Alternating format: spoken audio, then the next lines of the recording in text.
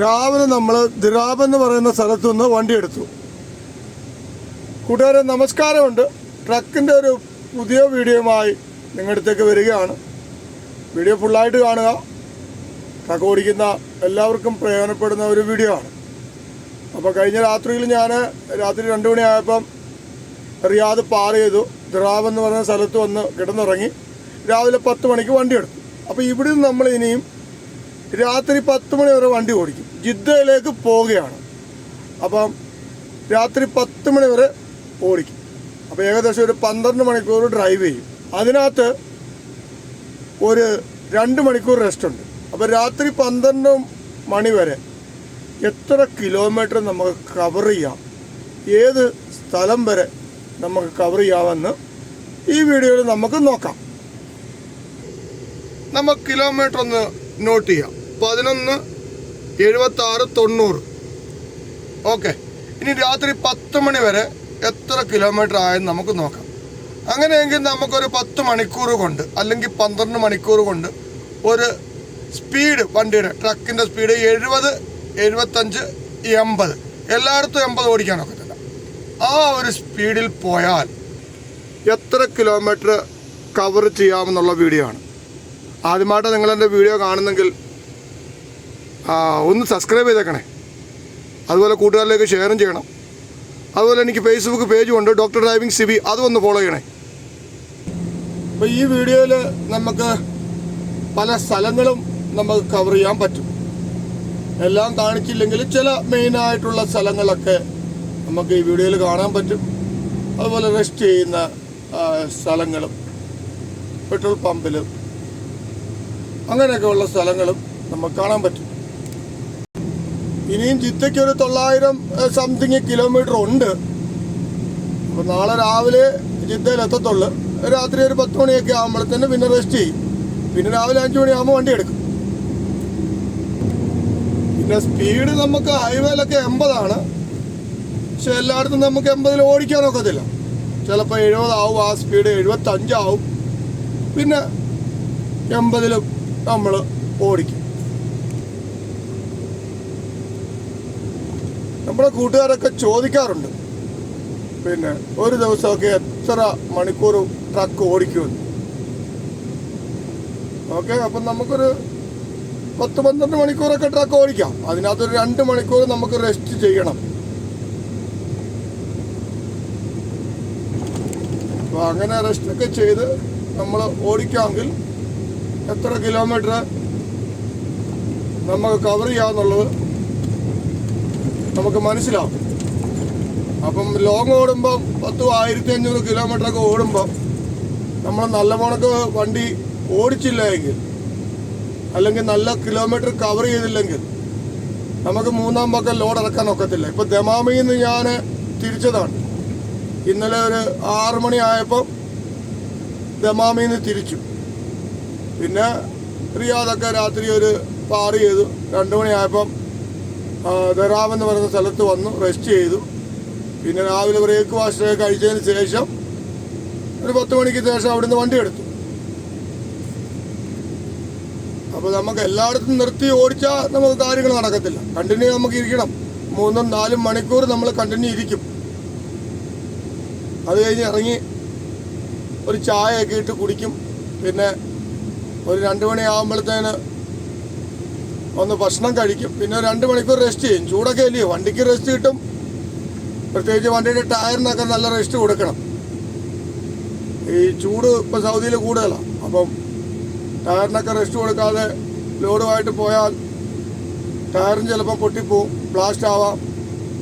അപ്പോൾ നമ്മൾ വണ്ടി ഓടിക്കുമ്പം ഒരു 3-4 മണിക്കൂർ കഴിയുമ്പം, അല്ലെങ്കിൽ ഒരു 200-300 കിലോമീറ്ററൊക്കെ ഓടി കഴിയുമ്പം ഒന്ന് നിർത്തി ടയറൊക്കെ ഒന്ന് ചെക്ക് ചെയ്യുക. അതുപോലെ നിങ്ങൾ ടയർ ചെക്ക് ചെയ്യുമ്പം പെട്ടെന്ന് അങ്ങ് ടയറിന് അടുത്തേക്ക് പോകരുത്. ചിലപ്പോൾ നല്ല ലോഡൊക്കെ ആണെങ്കിൽ 10-25 ടണ്ണൊക്കെ ആണെങ്കിൽ നല്ലവണ്ണം ടയർ ചൂടാവും. അപ്പം പെട്ടെന്ന് ടയറിൻ്റെ അടുത്ത് പോകരുത്. നിങ്ങൾ റെസ്റ്റൊക്കെ ചെയ്ത് കഴിഞ്ഞ് പിന്നെ വണ്ടി ഓടിക്കാൻ സമയത്ത് ടയറൊക്കെ ഒന്ന് നോക്കി ചെക്ക് ചെയ്ത് അങ്ങനെ ഓടിക്കണം. ഓക്കെ, ഓടിച്ചൊന്ന് വണ്ടി നിർത്തി ഉടനെ 10, 300, 400 അല്ല 5 മണിക്കൂറൊക്കെ ഓടിച്ചിട്ട് പെട്ടെന്ന് പോയി ടയറിൻ്റെ അടുത്ത് പോയി നിൽക്കരുത്. ടയർ പൊട്ടി പല അപകടങ്ങളൊക്കെ ഉണ്ടായിട്ടുണ്ട്.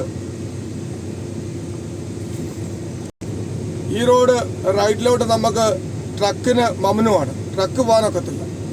ഇത് നേരെ റിയാദ് സിറ്റിയിലോട്ട് പോകുന്ന ഒരു വഴിയാണ്. അപ്പോൾ നമ്മൾ ജിദ്ദയിൽ വരുമ്പോൾ ഈ വഴി നമുക്ക് നേരെ പോകാനൊക്കത്തില്ല, നല്ല കയറ്റമാണ്. അപ്പോൾ ഇവിടുന്ന് ദറാവിന്നൊരു തിരിവുണ്ട്. ട്രക്കുകൾക്ക് എല്ലാവർക്കും ഇതുവഴി തിരിച്ച് ദറാവ് വഴി നമ്മൾ ചെക്ക് പോസ്റ്റ് വഴി കയറിയാണ് റിയാദിൽ പോകുന്നത്. ഇപ്പോൾ ചെക്ക് പോസ്റ്റ് വഴി തിരിച്ച് ഞാൻ വന്നു. ഉറങ്ങിയതിന് ശേഷം രാവിലെ വണ്ടി എടുക്കുകയാണ്. ഇവിടുന്ന് ഇനിയിപ്പോൾ ഒരു തിരിവുണ്ട്. ഇവിടുന്ന് തിരിഞ്ഞു കഴിഞ്ഞാൽ പിന്നെ നമുക്ക് നേരെയാണ്, ഒരു പ്രശ്നമില്ല. തായിഫിലോട്ട് പോകുന്ന വഴിയാണിത്. നേരെ ഇവിടുന്ന് കറങ്ങി കയറി കഴിഞ്ഞാൽ പിന്നെ തായിഫ് വരെ ഒരു തിരിവുമില്ല. വണ്ടിക്ക് നേരെ ഹൈവേയിൽ ഓടിക്കും. ലോഡും വണ്ടിയൊക്കെ ഒന്ന് തിരിക്കുമ്പോഴേ ഇച്ചിരി സ്പീഡൊക്കെ കുറച്ച് തിരിക്കുക. വണ്ടി പൾട്ടിയാവും.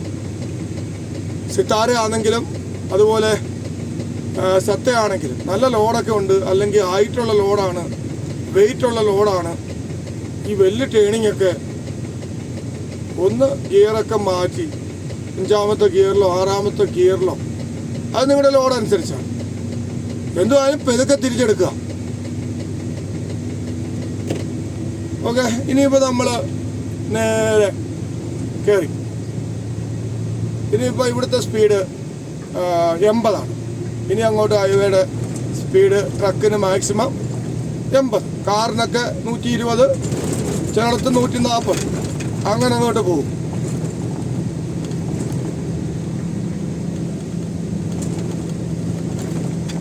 പിന്നെ പുറകിൽ സ്പീഡ് 60-70 ദറാവ് അവിടെ സ്പീഡ് കുറവാണ്. നമ്മൾ ഒത്തിരി സ്പീഡിൽ ഓടിക്കാൻ ഒക്കത്തില്ല.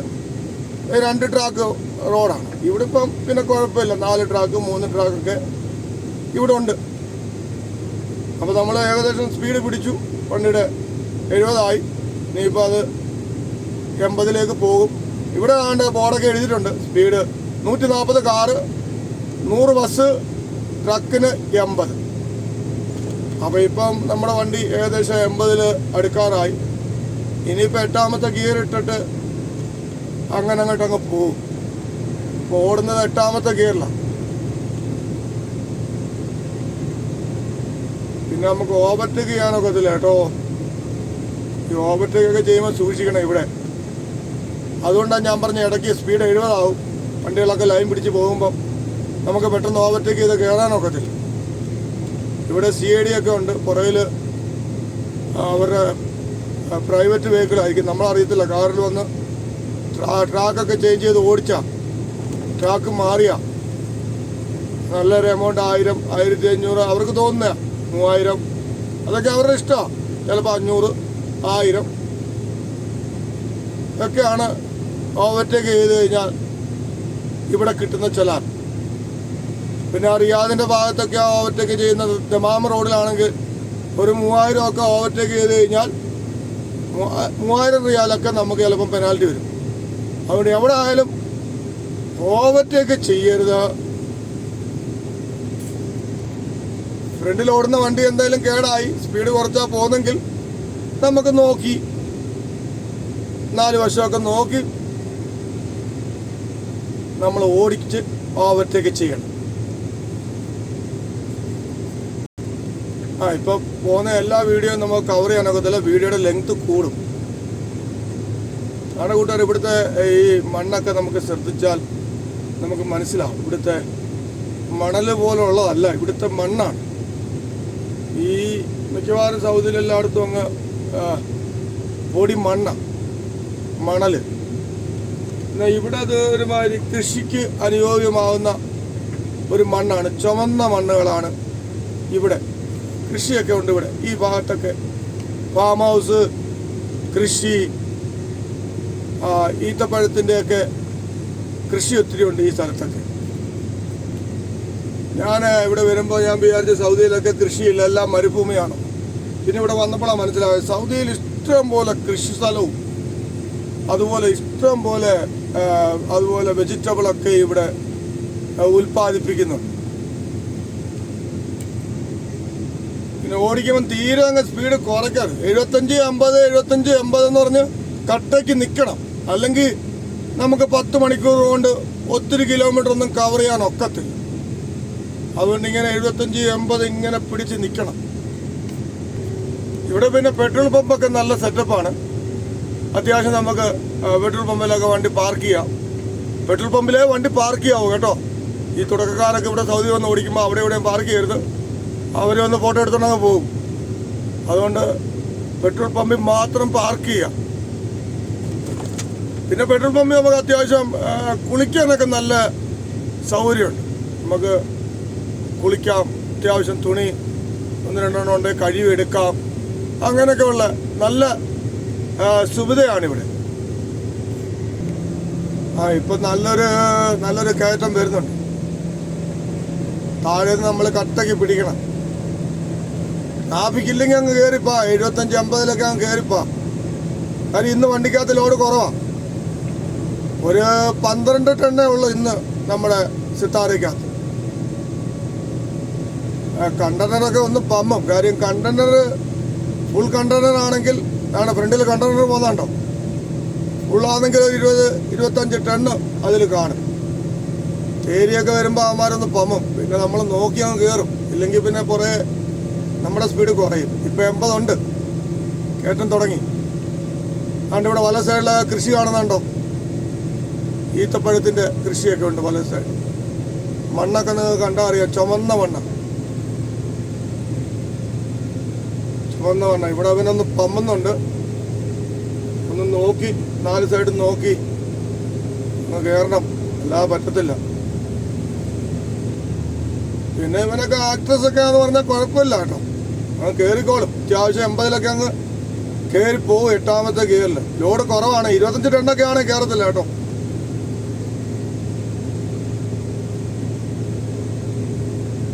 ഇവിടെ കണ്ടോ, മണ്ണൊക്കെ കണ്ടോ.